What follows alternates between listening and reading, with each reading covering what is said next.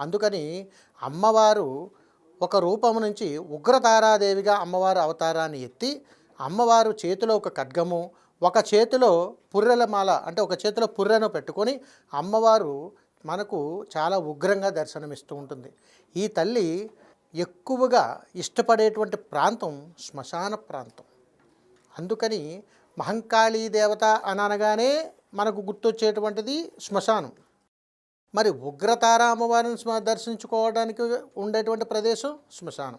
కాబట్టి ఎవరైతే ఈ సాధన చెయ్యాలని అనుకుంటున్నారో, ఎవరైతే ఈ ఉపాసన పొందాలని అనుకుంటున్నారో వీరికి అమ్మవారు ఉగ్రతారగా దర్శనమిస్తారు. అంటే మనిషిలో ఉన్నటువంటి సాధన చెయ్యాలనుకున్నటువంటి, సాధకుడుగా మారాలనుకున్నటువంటి వారికి, ఉపాసన పొందాలనుకుంటున్నటువంటి వారికి, మంత్రాన్ని స్వీకరించాలనుకున్నటువంటి వారికి అమ్మవారి యొక్క ఉగ్ర రూపాన్ని చూసి తట్టుకోగలిగేటువంటి శక్తి వాళ్ళల్లో ఉండాలి.